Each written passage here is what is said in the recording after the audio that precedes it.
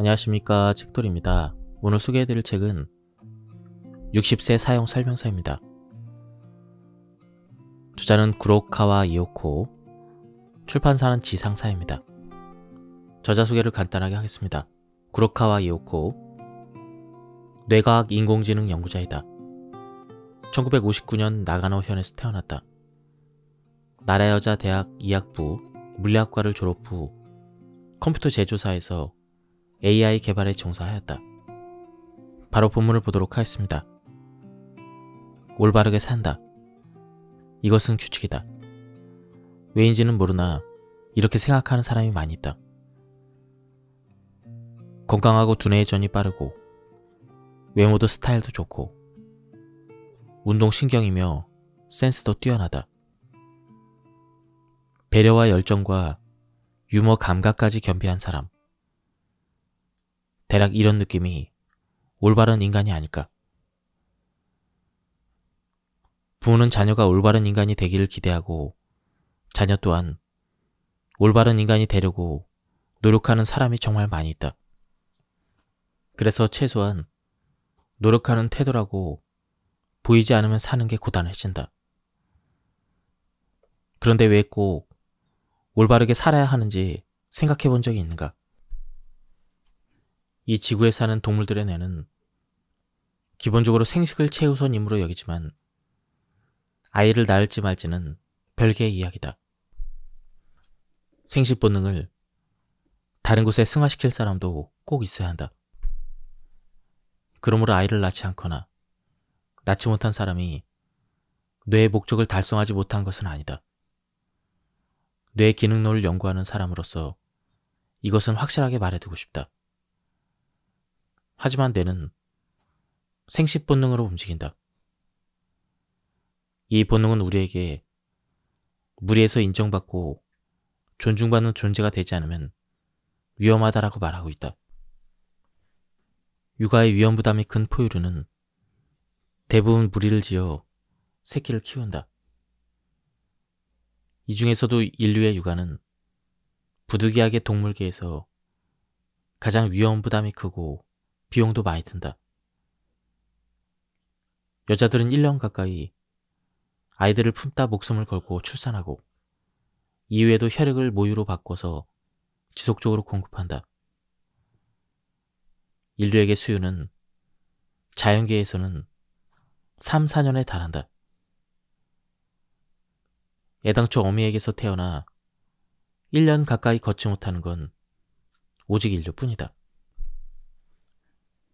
이런 인류의 여성들에게 혼자 하는 육아는 불가능에 가깝다. 당연하게도 무리에서 배척당하지 않고 좋은 인간관계를 쌓는 건 생존을 위한 필수 조건이다. 남자들 또한 수만 년 동안 단체로 사냥을 다니고 함께 영역을 지켰다.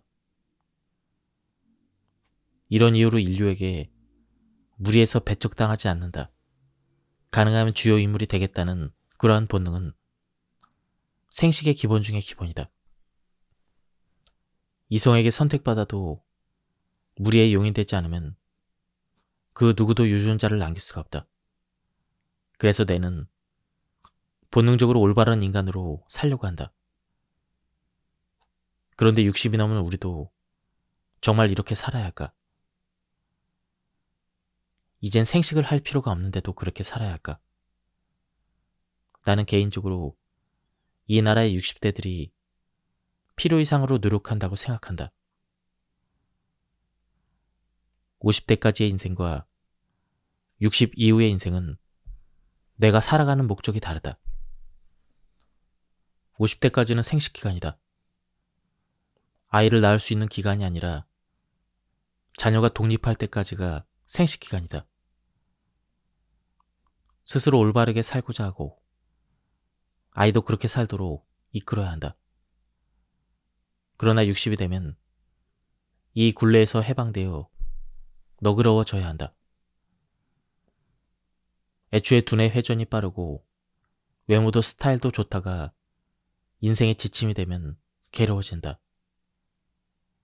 60이 되면 모두 잃게 될 것들이다. 이러한 것들이 인생의 지침이 되면 치매가 무서워지고 늙어가는 것이 견딜 수 없을 만큼 두려워진다. 누구든 반드시 걷게 될 길인데 두려워하고 저항하느라 인생을 허비하고 있지 않은가? 60세. 뇌를 전환할 준비가 되었는가? 60대는 새로운 인생을 살아갈 초보자이다. 실은 굉장히 반짝이는 10년이다. 나는 올해로 64세이다. 몹시 신나는 마음으로 매일을 살고 있다. 뇌를 스위칭해서 나 자신을 다정하게 대하고 남들에게도 다정한 아주 느슨한 인생을 보내고 있다. 아름다운지는 중요하지 않다. 여성들이 외모의 굴레에서 해방되었으면 한다. 60대가 시작되면 여성 호르몬이 나오는 척 위장하기도 어려워진다. 계속해서 여성 호르몬이 주는 아름다움을 찬양하면 도저히 극복할 수 없는 나이의 벽을 느끼고 우울해지거나 도리어 빨리 늙을 수도 있다. 60이 되기 전에 외모가 뛰어난가, 뛰어나지 않은가는 인생의 후반부와 관련이 없음을 받아들이자. 체중과 허리둘레 치수는 건강을 관리하는 차원에서만 신경 쓰면 된다. 그리고 이 나이 때는 적정 체중의 개인차가 매우 크다. 젊었을 때보다 체중이 늘었을 때 체력이 더 좋다는 사람도 있는가 하면 몸이 가벼워야 무릎이 편하다는 사람도 있다. 이는 운동의 여부, 소화 기능과도 관련이 있다. 컨디션이 좋아지는 체중을 알게 되면 그 체중을 유지할 수 있는 생활을 하면 좋다. 살 찌셨어요? 살 빠지셨어요? 이런 남들이 하는 말에 일일이 반응하지 않아도 된다. 설령 듣게 되더라도 그래 보여요? 적정 체중을 유지하느라 별로 신경 쓰지 않아서 몰랐네요. 이렇게 의연하게 웃어 보이면 어떨까? 젊음에 대한 동경을 끊어낸다. 이 긍정적인 말을 주고받을 때 주의해야 할 것이 있다. 싱그럽다. 젊어 보인다의 칭찬은 금기어이다. 이런 칭찬을 듣게 되면 말하는 쪽도 듣는 쪽도 평생 젊음에 대한 동경에서 빠져나오지 못한다. 젊다는 것은 실로 아름다운 것이다. 하지만 이 젊음은 생식을 위한 무기이다. 생식의 경기장에서 내려온 우리에게는 쓸모가 사라진 무기다. 생식을 위해 아름다움을 두른 사람들은 우리와 다른 생물이라고 생각하는 게 훨씬 좋다. 백조를 보고 아름답다고 생각하듯 그녀들을 아름답다고 생각하면 그만이다. 나도 한때 저랬는데 잘만 하면 지금도 저렇게 될 수가 있어라고 생각할 일이 아니지 않을까. 정년을 앞둔 남편들에게, 곧 정년퇴직을 앞둔 남편들에게 집안일을 하지 않던 남편은 유감스럽게도 아내의 눈에는 살림 초보자로서 서투르고 지시만 기다리는 인간으로 보인다. 아무리 똑똑하고 열심히 일해도 30년 넘는 아내의 경험차는 결코 뛰어넘을 수가 없다. 그런데 아내는 자신이 굉장히 훌륭한 살림꾼이라는 사실을 모르고 있다. 그래서 딱 보면 아는데 남편은 모르쇠다. 게으르고 치사하고 못됐다. 이렇게 굳게 믿고 있다. 이 오해는 어서 풀어야 한다. 남편들은 정년퇴직하고 나면 곧장 당신의 살림 실력은 칭찬받아 마땅해. 두루두루 다 살펴보고 동시에 척척 처리하면서 정리까지 하는 실력은 회사로 치면 아주 존경받는 베테랑 기술이야. 당신 덕분에 지금까지 안심하고 밖에서 일할 수가 있었어. 진심으로 고마워. 이렇게 찬사와 감사의 말을 전한다. 이렇게 긴 문장을 외울 자신이 없으면 문자로 보내도 좋다. 그리고 3가지를 부탁해본다. 1. 그런데 이건 알아줬으면 해. 당신에게 빈틈이 보이지 않아서 뭘 도와야 할지 모르겠어. 도움이 필요할 때 지시를 해줘. 아무 말 않고 속으로만 기대하면 난 알 수가 없어. 왜 도와주지 않나며 버럭 화내지 말고. 부탁이. 그리고 처음에는 어설퍼도 짜증내지 말고 반복해서 설명해줘. 부탁 3. 당신의 살림 솜씨를 보고 있으면 같이 할 엄두가 안 나. 줄넘기 선수가 X자로 1회전 2도약을 뛰고 있는데 그 안으로 갑자기 들어오라고 하면 불가능하지 않겠어? 그러니까 당번을 정하면 어떨까? 빨래 당번이든 욕조 청소 당번이든 나 혼자서 할 수 있는 전문가가 한번 돼볼게. 그래도 처음에는 자세하게 알려줘야 돼.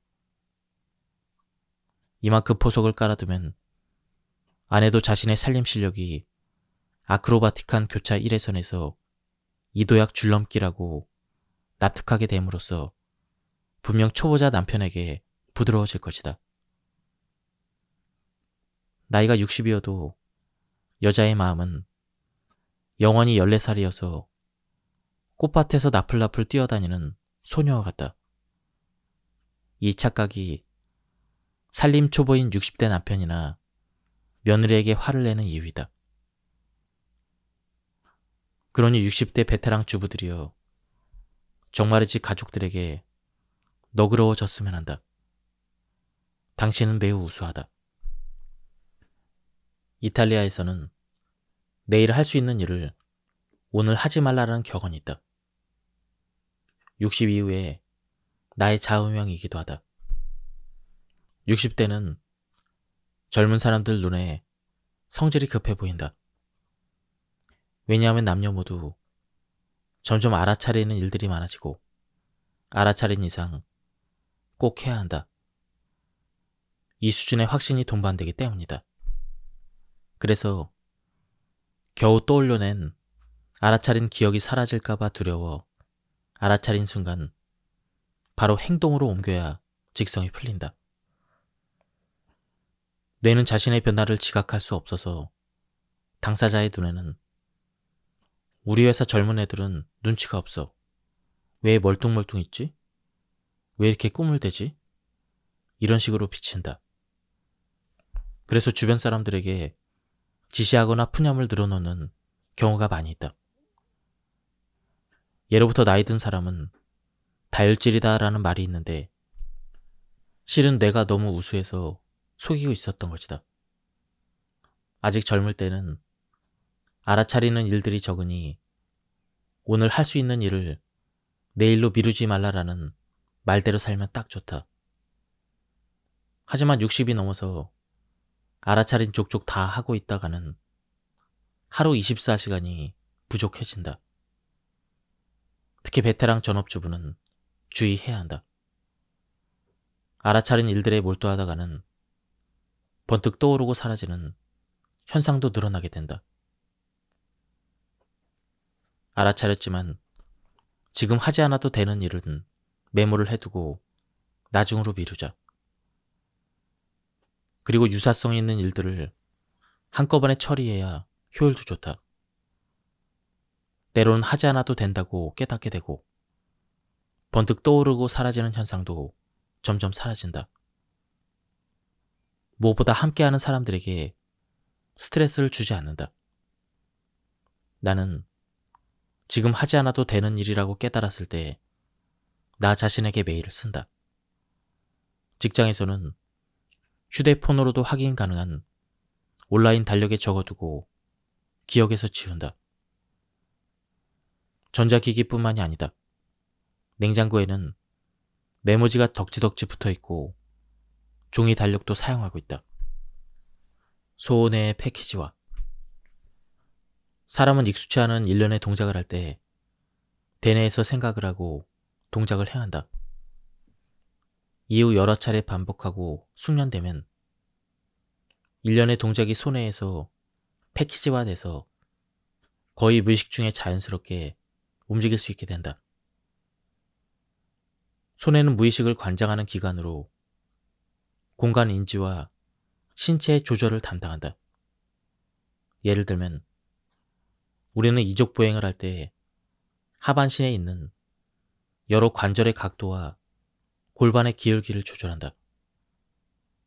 동시에 바닥의 미끄러운 정도, 신발이나 옷의 상태, 보행의 너비, 건너편에서 오는 사람이 스쳐 지나가는 움직임, 그가 아는 사람인지 아닌지를 살피면서 아무렇지도 않게 걷는다. 그런데 이 모든 걸 일일이 생각하면서 행동하다가는 도저히 속도를 맞출 수가 없다. 이를 무의식적으로 행하는 영역이 바로 손해이며 사람은 8세까지 보행에 관한 뇌의 연산을 패키지화해서 손해에 탑재한다. 모름지기 배움이란 대뇌에서 생각하면서 행동하는 것을 손해의 패키지로 바꾸는 행위이다. 예를 들면 골프를 처음 배울 때는 자세를 이렇게, 골프채는 이렇게 잡고 내려칠 때는 이렇게 라고 생각하면서 공을 치지만 이내 숙달되면 자연스럽게 자세를 잡고 능숙하게 골프채를 휘두르면 명쾌한 소리와 함께 공이 멀리 날아간다처럼 바뀔 수가 있다. 어학도 마찬가지다. 처음에는 외국어 문장을 조립해서 말하지만 이내 반사적으로 일련의 표현이 떠오르게 되면 그때부터는 나의 것이 된다. 즉 손해의 패키지화가 시작되었다는 신호이다. 60대의 속도를 즐긴다. 댄스나 발레를 배우는 노년 세대에서 젊은 사람들처럼 안무가 빨리 외워지지 않는다며 걱정하는 사람들이 많이 있다. 특히 아이들은 감탄스러울 정도로 안무를 빨리 외워서 그 속도 차이에 입이 떡 벌어지는 경우가 있다. 사실 안무를 외우려면 손해의 패키지화된 일련의 움직임을 풍부하게 가지고 있는 게 중요하다. 외국어로 치면 관용구에 해당한다. 경험이 풍부한 댄서들은 이러한 패키지를 수두룩하게 많이 가지고 있고 이 패키지들을 조합해서 안무를 외운다. 그래서 단 2시간 만에 3분짜리 안무를 만들고 외울 수가 있다. 그리고 젊은 사람들은 대뇌에서 생각하고 춤춘다를 손해의 패키지로 바꾸는데 걸리는 시간이 짧다. 어른의 배움에서는 패키지화 하는데 시간도 걸리지만 그래도 나는 20대에 춤췄던 시절보다 60대인 지금의 속도를 더 좋아한다.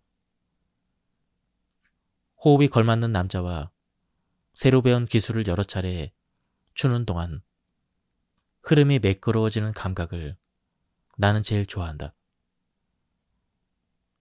처음으로 합이 완벽했을 때 두둥실 떠다니는 느낌도, 하이파이브를 하고 기분이 째지는 그 느낌도 최고이다.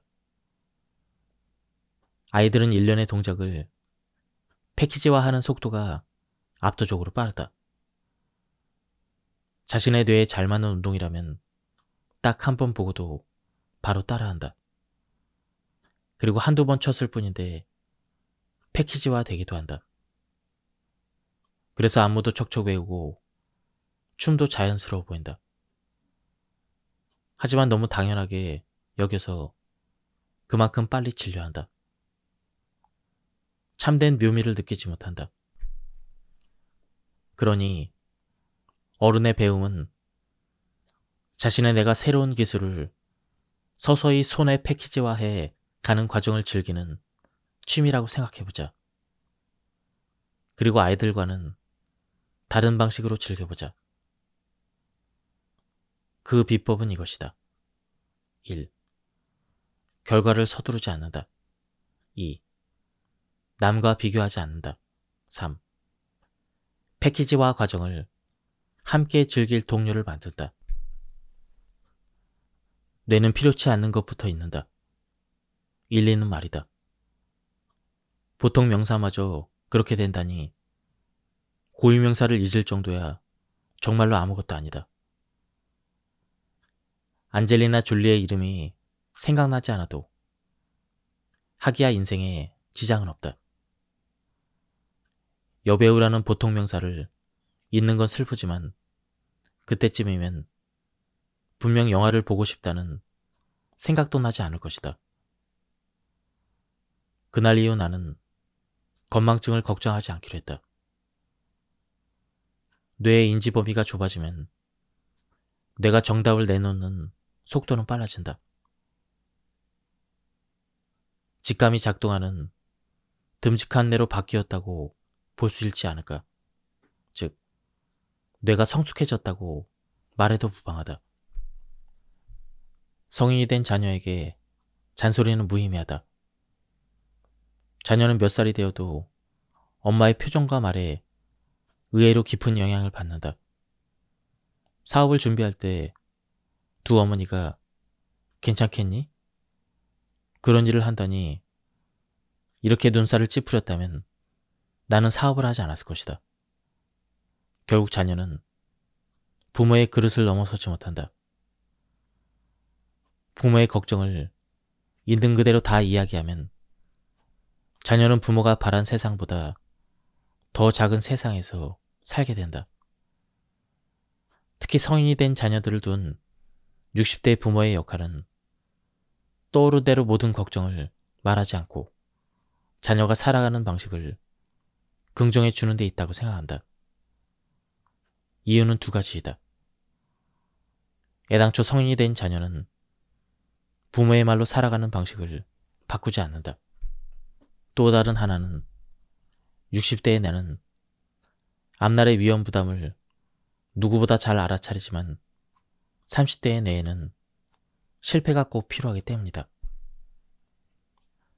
60대가 자녀 걱정을 지나치게 하면 자녀의 인생이 부모의 기대 이하로 나빠진다는 법칙이 있다.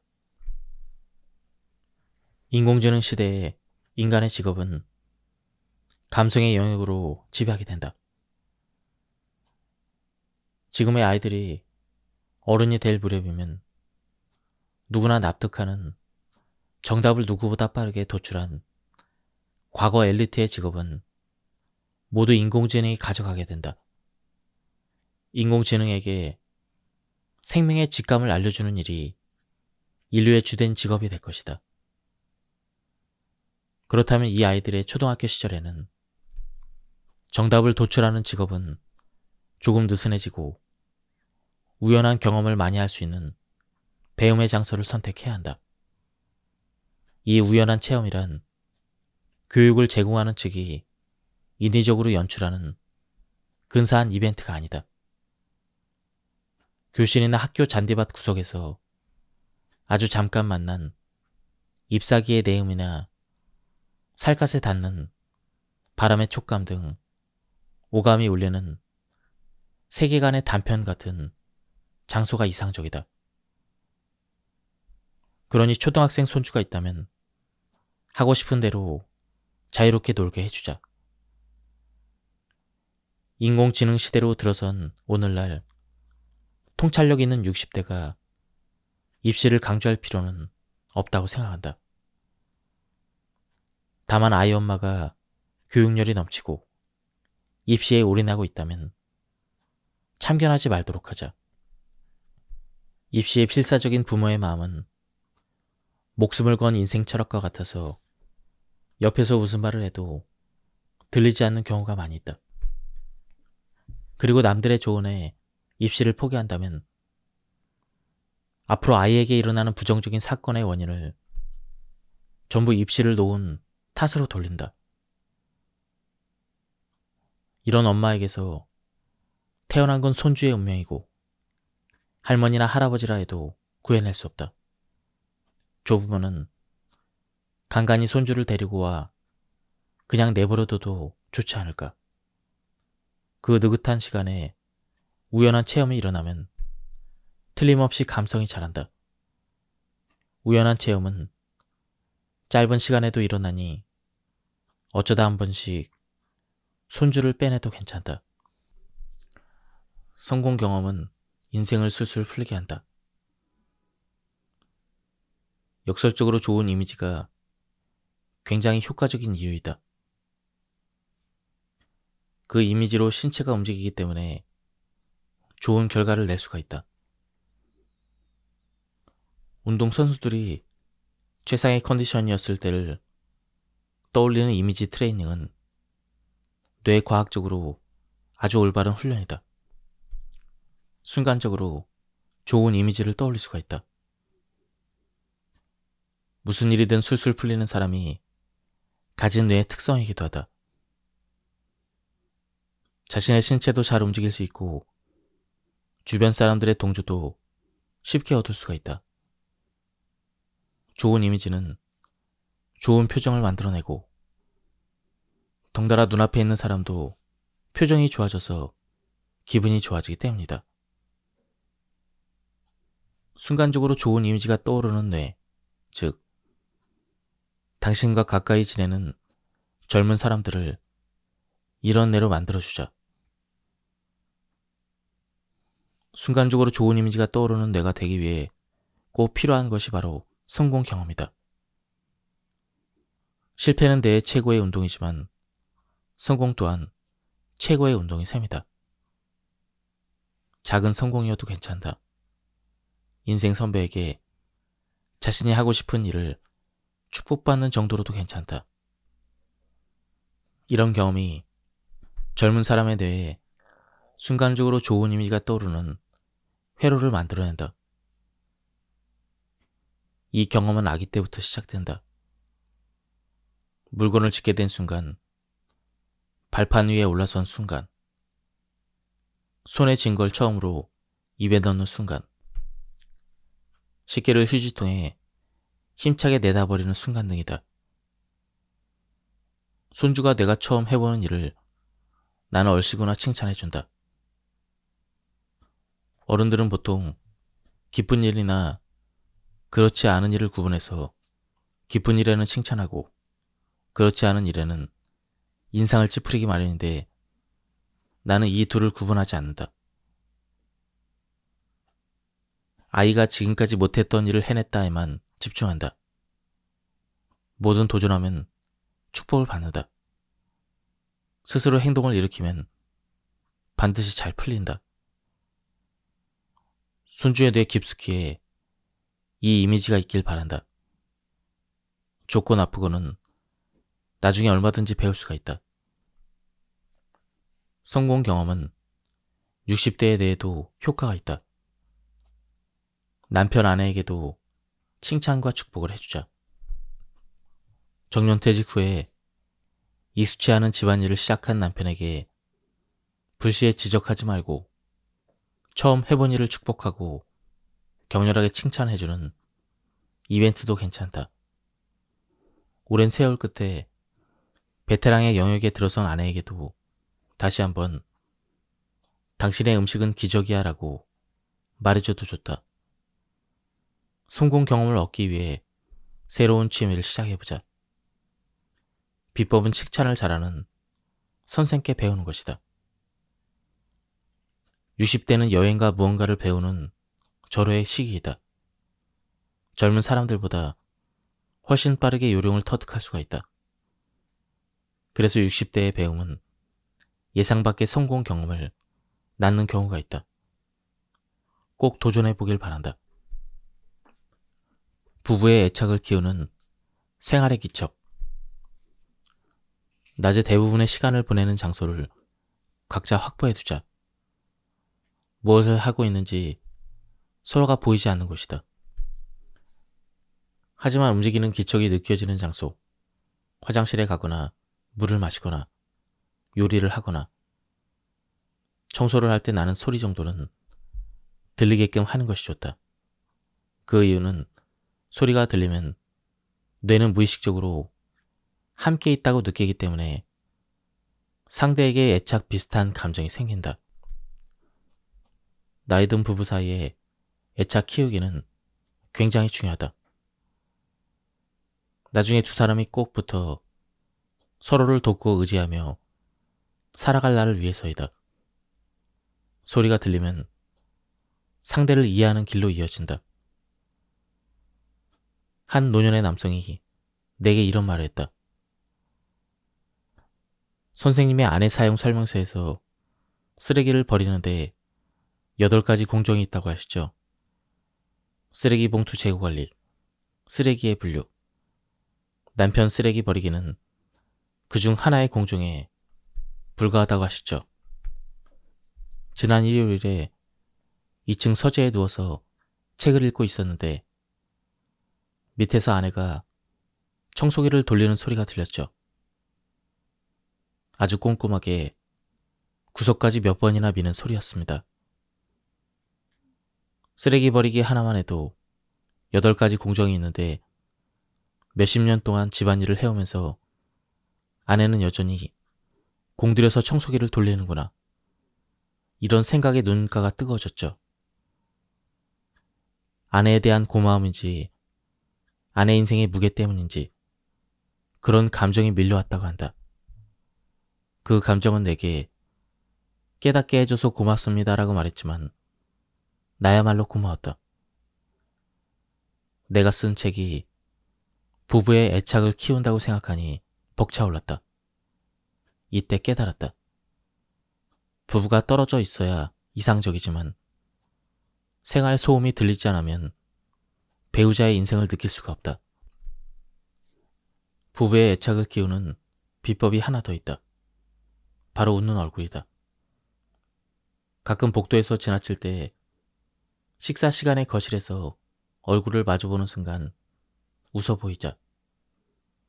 사람은 자고로 웃어주는 사람에게 애착이 잘 생기기 마련이다. 사람은 타인에게 웃는 얼굴을 많이 보여주지만 긴 세월 반려자에게 의외로 웃는 얼굴을 보이지 않는다. 가장 애착을 나눠야 할 상대인데 말이다. 결혼까지 했으니 노력하지 않아도 둘 사이의 애착이 그대로일 거라 생각하는가? 그렇지 않다. 애착은 생물이다. 물을 주지 않으면 식물이 시들듯 웃는 얼굴과 다정한 공감이 없다면 애착은 무너진다. 꽃에 물을 주듯 아내와 남편에게 웃어 보이자. 항상 웃지 않아도 괜찮다. 함께 방에 들어가 처음 얼굴을 마주한 순간이면 된다. 지금까지 이 책에 대한 리뷰를 모두 마쳤습니다. 제가 발췌 요약해서 설명드렸기 때문에 맥락이 많이 끊겼습니다. 한번 책을 구해서 읽어보실 것을 추천드립니다. 여기서 리뷰를 마치도록 하겠습니다. 감사합니다. 안녕하십니까, 책돌이입니다. 오늘 소개해드릴 책은 60세 사용 설명서입니다. 저자는 구로카와 이오코, 출판사는 지상사입니다. 저자 소개를 간단하게 하겠습니다. 구로카와 이오코, 뇌과학 인공지능 연구자이다. 1959년 나가노현에서 태어났다. 나라여자 대학 이학부 물리학과를 졸업 후 컴퓨터 제조사에서 AI 개발에 종사하였다. 바로 본문을 보도록 하겠습니다. 올바르게 산다. 이것은 규칙이다. 왜인지는 모르나 이렇게 생각하는 사람이 많이 있다. 건강하고 두뇌 회전이 빠르고 외모도 스타일도 좋고 운동신경이며 센스도 뛰어나다. 배려와 열정과 유머 감각까지 겸비한 사람. 대략 이런 느낌이 올바른 인간이 아닐까. 부모는 자녀가 올바른 인간이 되기를 기대하고 자녀 또한 올바른 인간이 되려고 노력하는 사람이 정말 많이 있다. 그래서 최소한 노력하는 태도라고 보이지 않으면 사는 게 고단해진다. 그런데 왜 꼭 올바르게 살아야 하는지 생각해 본 적이 있는가? 이 지구에 사는 동물들의 뇌는 기본적으로 생식을 최우선 임무로 여기지만 아이를 낳을지 말지는 별개의 이야기다. 생식 본능을 다른 곳에 승화시킬 사람도 꼭 있어야 한다. 그러므로 아이를 낳지 않거나 낳지 못한 사람이 뇌의 목적을 달성하지 못한 것은 아니다. 뇌 기능론을 연구하는 사람으로서 이것은 확실하게 말해두고 싶다. 하지만 뇌는 생식 본능으로 움직인다. 이 본능은 우리에게 무리에서 인정받고 존중받는 존재가 되지 않으면 위험하다라고 말하고 있다. 육아의 위험 부담이 큰 포유류는 대부분 무리를 지어 새끼를 키운다. 이 중에서도 인류의 육아는 부득이하게 동물계에서 가장 위험 부담이 크고 비용도 많이 든다. 여자들은 1년 가까이 아이들을 품다 목숨을 걸고 출산하고 이후에도 혈액을 모유로 바꿔서 지속적으로 공급한다. 인류에게 수유는 자연계에서는 3, 4년에 달한다. 애당초 어미에게서 태어나 1년 가까이 걷지 못하는 건 오직 인류뿐이다. 이런 인류의 여성들에게 혼자 하는 육아는 불가능에 가깝다. 당연하게도 무리에서 배척당하지 않고 좋은 인간관계를 쌓는 건 생존을 위한 필수 조건이다. 남자들 또한 수만 년 동안 단체로 사냥을 다니고 함께 영역을 지켰다. 이런 이유로 인류에게 무리에서 배척당하지 않는다. 가능하면 주요 인물이 되겠다는 그러한 본능은 생식의 기본 중의 기본이다. 이성에게 선택받아도 무리의 용인되지 않으면 그 누구도 유전자를 남길 수가 없다. 그래서 뇌는 본능적으로 올바른 인간으로 살려고 한다. 그런데 60이 넘은 우리도 정말 이렇게 살아야 할까? 이젠 생식을 할 필요가 없는데도 그렇게 살아야 할까? 나는 개인적으로 이 나라의 60대들이 필요 이상으로 노력한다고 생각한다. 50대까지의 인생과 60 이후의 인생은 내가 살아가는 목적이 다르다. 50대까지는 생식 기간이다. 아이를 낳을 수 있는 기간이 아니라 자녀가 독립할 때까지가 생식 기간이다. 스스로 올바르게 살고자 하고 아이도 그렇게 살도록 이끌어야 한다. 그러나 60이 되면 이 굴레에서 해방되어 너그러워져야 한다. 애초에 두뇌 회전이 빠르고 외모도 스타일도 좋다가 인생의 지침이 되면 괴로워진다. 60이 되면 모두 잃게 될 것들이다. 이러한 것들이 인생의 지침이 되면 치매가 무서워지고 늙어가는 것이 견딜 수 없을 만큼 두려워진다. 누구든 반드시 걷게 될 길인데 두려워하고 저항하느라 인생을 허비하고 있지 않은가? 60세, 뇌를 전환할 준비가 되었는가? 60대는 새로운 인생을 살아갈 초보자이다. 실은 굉장히 반짝이는 10년이다. 나는 올해로 64세이다. 몹시 신나는 마음으로 매일을 살고 있다. 뇌를 스위칭해서 나 자신을 다정하게 대하고 남들에게도 다정한 아주 느슨한 인생을 보내고 있다. 아름다운지는 중요하지 않다. 여성들이 외모의 굴레에서 해방되었으면 한다. 60대가 시작되면 여성 호르몬이 나오는 척 위장하기도 어려워진다. 계속해서 여성 호르몬이 주는 아름다움을 찬양하면 도저히 극복할 수 없는 나이의 벽을 느끼고 우울해지거나 도리어 빨리 늙을 수도 있다. 60이 되기 전에 외모가 뛰어난가, 뛰어나지 않은가는 인생의 후반부와 관련이 없음을 받아들이자. 체중과 허리둘레 치수는 건강을 관리하는 차원에서만 신경 쓰면 된다. 그리고 이 나이 때는 적정 체중의 개인차가 매우 크다. 젊었을 때보다 체중이 늘었을 때 체력이 더 좋다는 사람도 있는가 하면 몸이 가벼워야 무릎이 편하다는 사람도 있다. 이는 운동의 여부, 소화 기능과도 관련이 있다. 컨디션이 좋아지는 체중을 알게 되면 그 체중을 유지할 수 있는 생활을 하면 좋다. 살 찌셨어요? 살 빠지셨어요? 이런 남들이 하는 말에 일일이 반응하지 않아도 된다. 설령 듣게 되더라도 그래 보여요? 적정 체중을 유지하느라 별로 신경 쓰지 않아서 몰랐네요. 이렇게 의연하게 웃어 보이면 어떨까?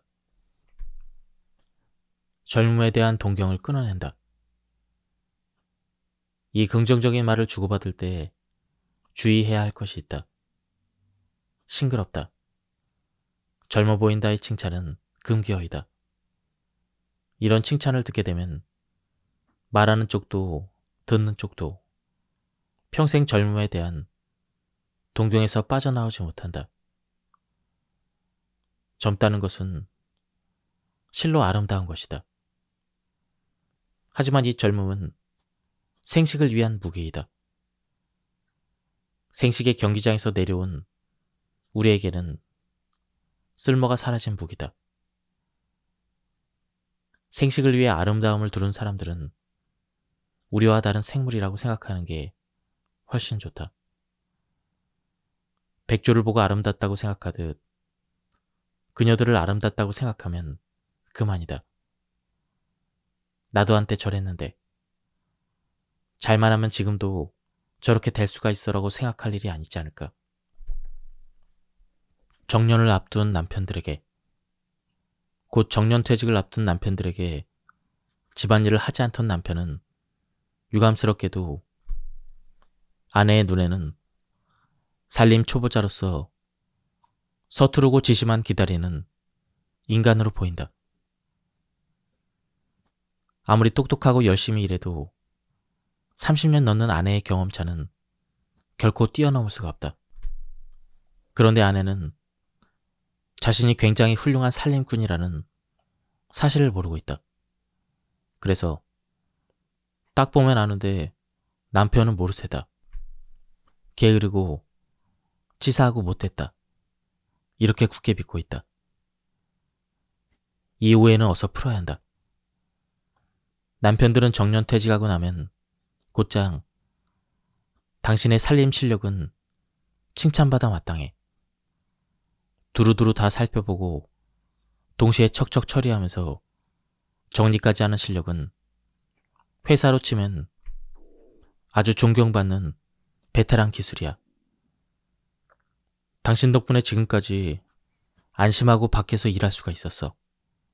진심으로 고마워. 이렇게 찬사와 감사의 말을 전한다.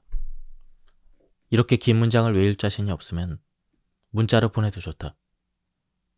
그리고 3가지를 부탁해본다. 1. 그런데 이건 알아줬으면 해. 당신에게 빈틈이 보이지 않아서 뭘 도와야 할지 모르겠어. 도움이 필요할 때 지시를 해줘. 아무 말 않고 속으로만 기대하면 난 알 수가 없어. 왜 도와주지 않나며 버럭 화내지 말고. 부탁이. 그리고 처음에는 어설퍼도 짜증내지 말고 반복해서 설명해줘. 부탁 3.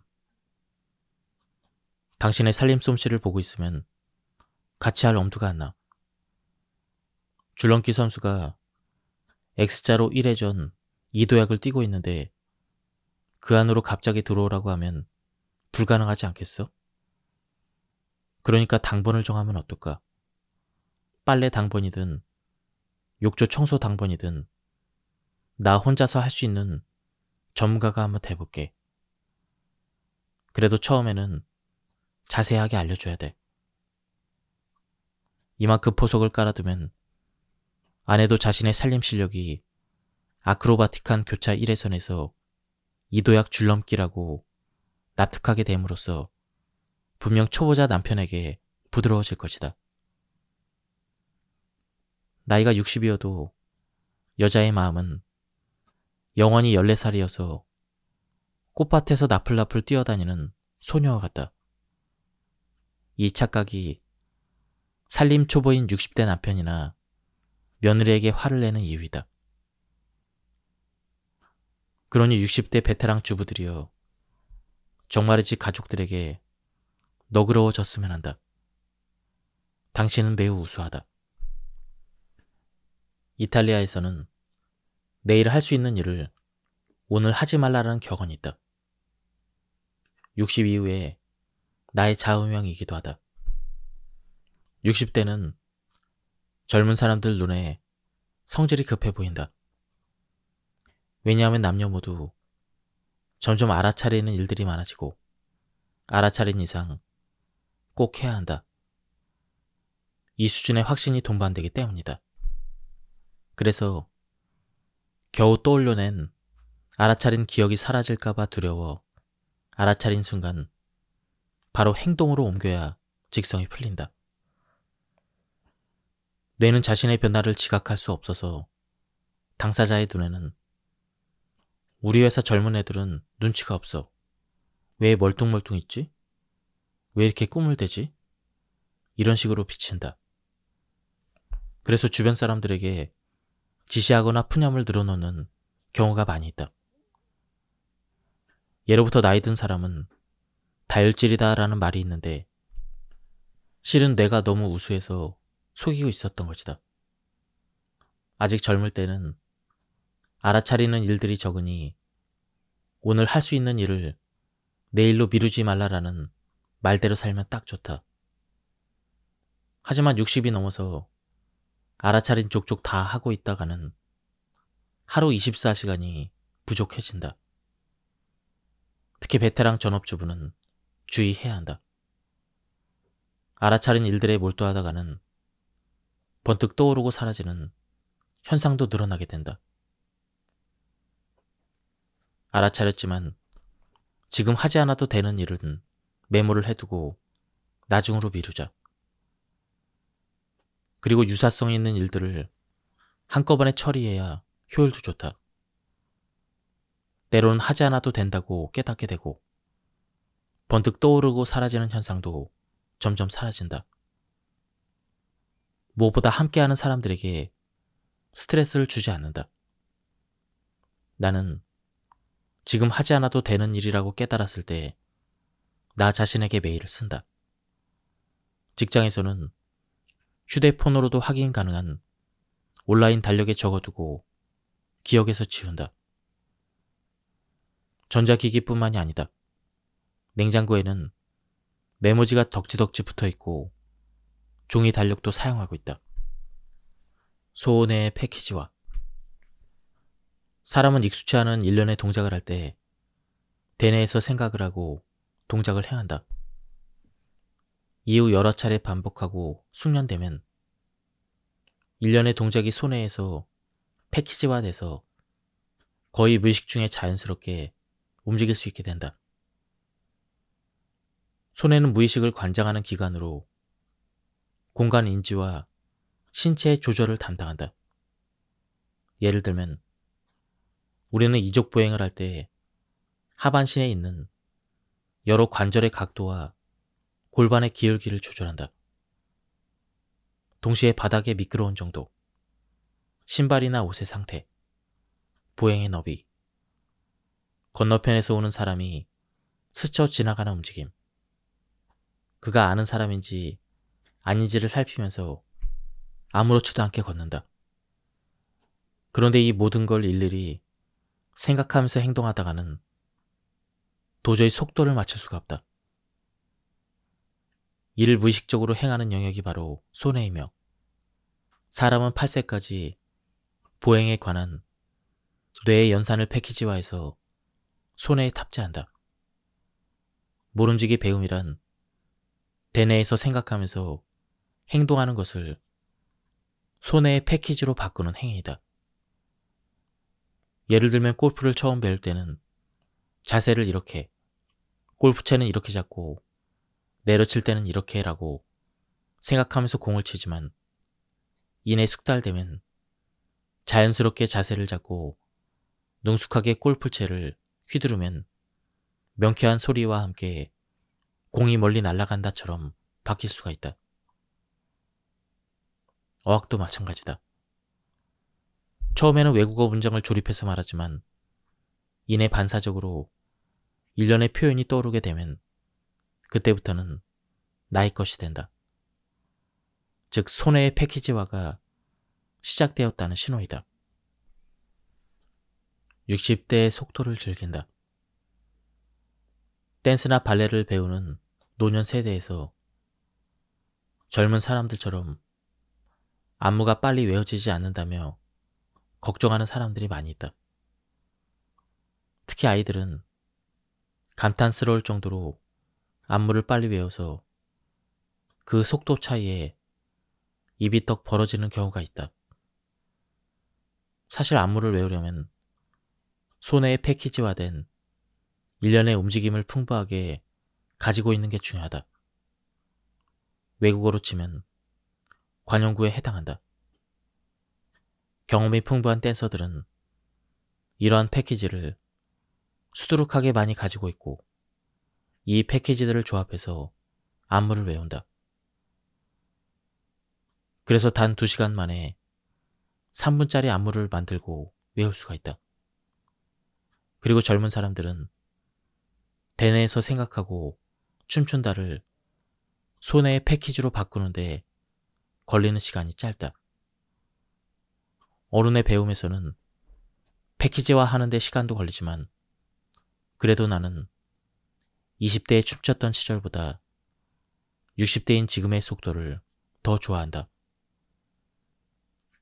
호흡이 걸맞는 남자와 새로 배운 기술을 여러 차례 추는 동안 흐름이 매끄러워지는 감각을 나는 제일 좋아한다. 처음으로 합이 완벽했을 때 두둥실 떠다니는 느낌도, 하이파이브를 하고 기분이 째지는 그 느낌도 최고이다. 아이들은 일련의 동작을 패키지화하는 속도가 압도적으로 빠르다. 자신의 뇌에 잘 맞는 운동이라면 딱 한 번 보고도 바로 따라한다. 그리고 한두 번 쳤을 뿐인데 패키지화 되기도 한다. 그래서 안무도 척척 외우고 춤도 자연스러워 보인다. 하지만 너무 당연하게 여겨서 그만큼 빨리 진료한다. 참된 묘미를 느끼지 못한다. 그러니 어른의 배움은 자신의 내가 새로운 기술을 서서히 손에 패키지화해 가는 과정을 즐기는 취미라고 생각해보자. 그리고 아이들과는 다른 방식으로 즐겨보자. 그 비법은 이것이다. 1. 결과를 서두르지 않는다. 2. 남과 비교하지 않는다. 3. 패키지화 과정을 함께 즐길 동료를 만든다. 뇌는 필요치 않는 것부터 잊는다. 일리는 말이다. 보통 명사마저 그렇게 된다니 고유명사를 잊을 정도야 정말로 아무것도 아니다. 안젤리나 졸리의 이름이 생각나지 않아도 하기야 인생에 지장은 없다. 여배우라는 보통 명사를 잊는 건 슬프지만 그때쯤이면 분명 영화를 보고 싶다는 생각도 나지 않을 것이다. 그날 이후 나는 건망증을 걱정하지 않기로 했다. 뇌의 인지 범위가 좁아지면 뇌가 정답을 내놓는 속도는 빨라진다. 직감이 작동하는 듬직한 뇌로 바뀌었다고 볼 수 있지 않을까. 즉, 뇌가 성숙해졌다고 말해도 무방하다. 성인이 된 자녀에게 잔소리는 무의미하다. 자녀는 몇 살이 되어도 엄마의 표정과 말에 의외로 깊은 영향을 받는다. 사업을 준비할 때 두 어머니가 괜찮겠니? 그런 일을 한다니 이렇게 눈살을 찌푸렸다면 나는 사업을 하지 않았을 것이다. 결국 자녀는 부모의 그릇을 넘어서지 못한다. 부모의 걱정을 있는 그대로 다 이야기하면 자녀는 부모가 바란 세상보다 더 작은 세상에서 살게 된다. 특히 성인이 된 자녀들을 둔 60대 부모의 역할은 떠오르대로 모든 걱정을 말하지 않고 자녀가 살아가는 방식을 긍정해 주는 데 있다고 생각한다. 이유는 두 가지이다. 애당초 성인이 된 자녀는 부모의 말로 살아가는 방식을 바꾸지 않는다. 또 다른 하나는 60대의 나는 앞날의 위험 부담을 누구보다 잘 알아차리지만 30대의 내에는 실패가 꼭 필요하기 때문이다. 60대가 자녀 걱정을 지나치게 하면 자녀의 인생이 부모의 기대 이하로 나빠진다는 법칙이 있다. 인공지능 시대에 인간의 직업은 감성의 영역으로 지배하게 된다. 지금의 아이들이 어른이 될 무렵이면 누구나 납득하는 정답을 누구보다 빠르게 도출한 과거 엘리트의 직업은 모두 인공지능이 가져가게 된다. 인공지능에게 생명의 직감을 알려주는 일이 인류의 주된 직업이 될 것이다. 그렇다면 이 아이들의 초등학교 시절에는 정답을 도출하는 직업은 조금 느슨해지고 우연한 경험을 많이 할 수 있는 배움의 장소를 선택해야 한다. 이 우연한 체험이란 교육을 제공하는 측이 인위적으로 연출하는 근사한 이벤트가 아니다. 교실이나 학교 잔디밭 구석에서 아주 잠깐 만난 잎사귀의 내음이나 살갗에 닿는 바람의 촉감 등 오감이 울리는 세계관의 단편 같은 장소가 이상적이다. 그러니 초등학생 손주가 있다면 하고 싶은 대로 자유롭게 놀게 해주자. 인공지능 시대로 들어선 오늘날 통찰력 있는 60대가 입시를 강조할 필요는 없다고 생각한다. 다만 아이 엄마가 교육열이 넘치고 입시에 올인하고 있다면 참견하지 말도록 하자. 입시에 필사적인 부모의 마음은 목숨을 건 인생 철학과 같아서 옆에서 무슨 말을 해도 들리지 않는 경우가 많이 있다. 그리고 남들의 조언에 입시를 포기한다면 앞으로 아이에게 일어나는 부정적인 사건의 원인을 전부 입시를 놓은 탓으로 돌린다.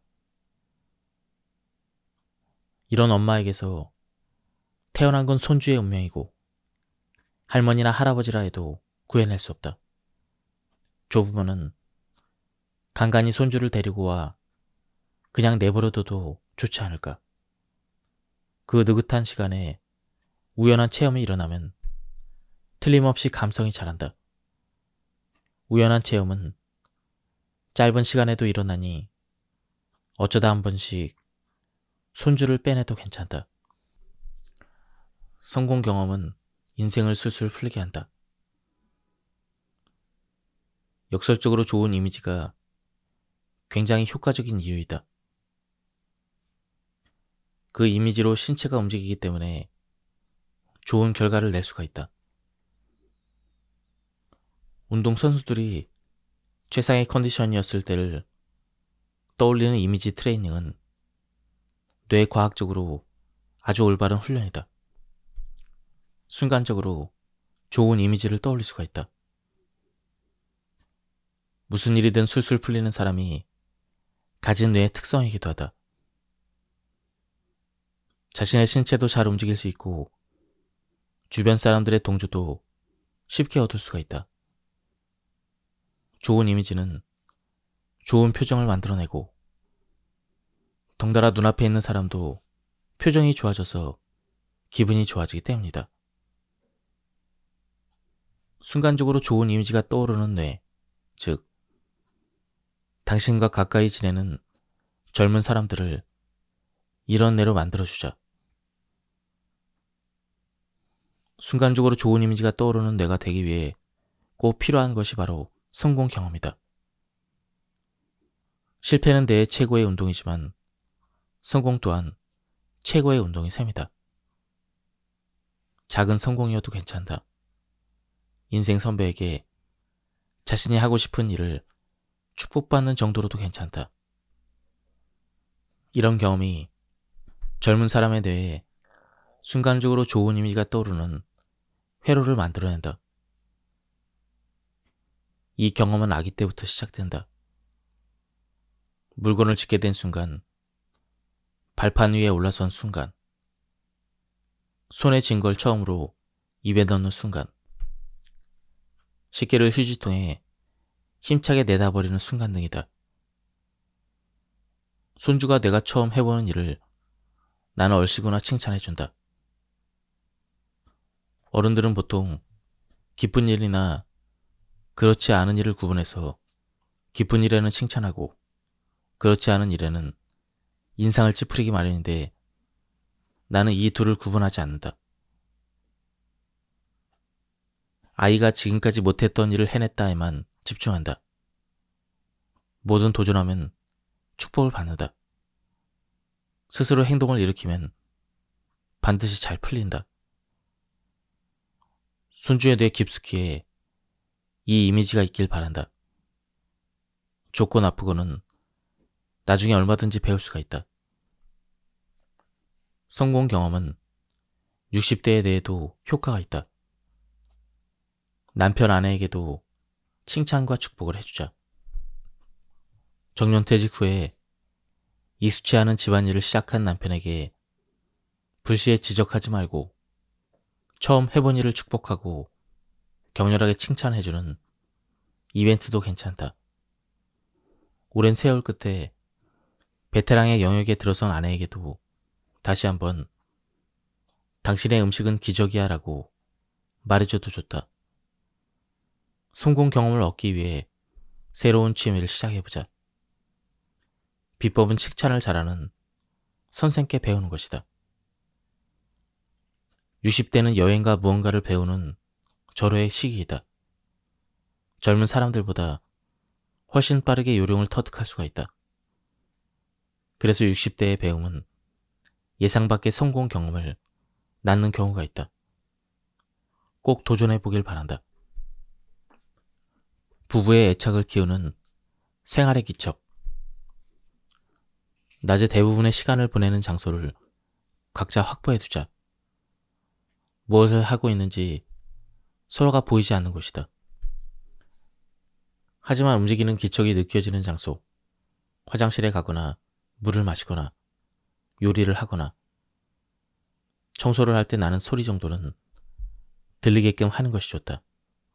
그 이유는 소리가 들리면 뇌는 무의식적으로 함께 있다고 느끼기 때문에 상대에게 애착 비슷한 감정이 생긴다. 나이 든 부부 사이에 애착 키우기는 굉장히 중요하다. 나중에 두 사람이 꼭 붙어 서로를 돕고 의지하며 살아갈 날을 위해서이다. 소리가 들리면 상대를 이해하는 길로 이어진다. 한 노년의 남성이 내게 이런 말을 했다. 선생님의 아내 사용 설명서에서 쓰레기를 버리는데 8가지 공정이 있다고 하시죠. 쓰레기 봉투 재고 관리, 쓰레기의 분류, 남편 쓰레기 버리기는 그중 하나의 공정에 불과하다고 하시죠. 지난 일요일에 2층 서재에 누워서 책을 읽고 있었는데 밑에서 아내가 청소기를 돌리는 소리가 들렸죠. 아주 꼼꼼하게 구석까지 몇 번이나 미는 소리였습니다. 쓰레기 버리기 하나만 해도 8가지 공정이 있는데 몇십 년 동안 집안일을 해오면서 아내는 여전히 공들여서 청소기를 돌리는구나. 이런 생각에 눈가가 뜨거워졌죠. 아내에 대한 고마움인지 아내 인생의 무게 때문인지 그런 감정이 밀려왔다고 한다. 그 감정은 내게 깨닫게 해줘서 고맙습니다라고 말했지만 나야말로 고마웠다. 내가 쓴 책이 부부의 애착을 키운다고 생각하니 벅차올랐다. 이때 깨달았다. 부부가 떨어져 있어야 이상적이지만 생활 소음이 들리지 않으면 배우자의 인생을 느낄 수가 없다. 부부의 애착을 키우는 비법이 하나 더 있다. 바로 웃는 얼굴이다. 가끔 복도에서 지나칠 때 식사 시간에 거실에서 얼굴을 마주보는 순간 웃어 보이자. 사람은 자고로 웃어주는 사람에게 애착이 잘 생기기 마련이다. 사람은 타인에게 웃는 얼굴을 많이 보여주지만 긴 세월 반려자에게 의외로 웃는 얼굴을 보이지 않는다. 가장 애착을 나눠야 할 상대인데 말이다. 결혼까지 했으니 노력하지 않아도 둘 사이의 애착이 그대로일 거라 생각하는가? 그렇지 않다. 애착은 생물이다. 물을 주지 않으면 식물이 시들듯 웃는 얼굴과 다정한 공감이 없다면 애착은 무너진다. 꽃에 물을 주듯 아내와 남편에게 웃어 보이자. 항상 웃지 않아도 괜찮다. 함께 방에 들어가 처음 얼굴을 마주한 순간이면 된다. 지금까지 이 책에 대한 리뷰를 모두 마쳤습니다. 제가 발췌 요약해서 설명드렸기 때문에 맥락이 많이 끊겼습니다. 한번 책을 구해서 읽어보실 것을 추천드립니다. 여기서 리뷰를 마치도록 하겠습니다. 감사합니다.